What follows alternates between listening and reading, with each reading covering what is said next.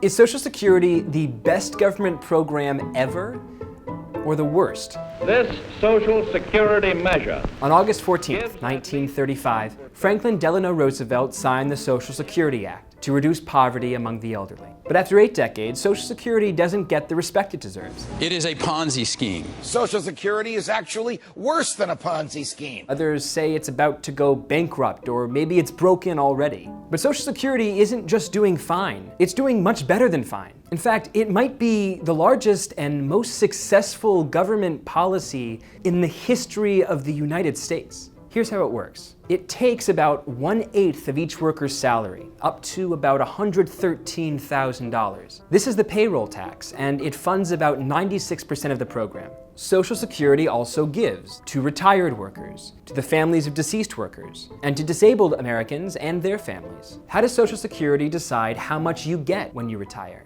It considers 2 main factors: how much you made and how long you worked. The more you earn and the later you retire, the bigger the Social Security checks. Higher earning workers receive larger checks when they retire. After all, they paid more money into the system when they were working. But lower income workers receive checks that represent a larger percentage of their income.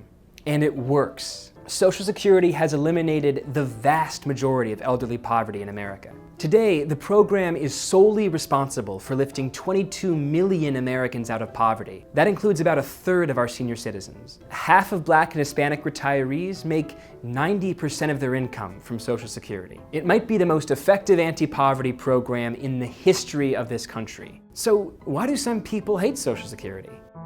Some people are afraid Social Security is going bankrupt. And it's true that baby boomers will slowly drain down the $3 trillion stockpile that Social Security has amassed over the last few decades. By 2033, we won't necessarily be able to pay all senior citizens everything that they're due. But that's not a reason to blow up Social Security. We just need to tweak it, as we've done so many times before. Other people are worried that Social Security is too generous. In fact, it's probably not generous enough. First, the US actually has one of the least generous public retirement programs among all rich economies. Second, Americans don't save on their own.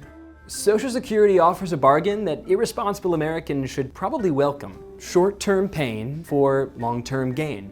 Is it socialism? Maybe, but it's socialism that saves us from our human nature.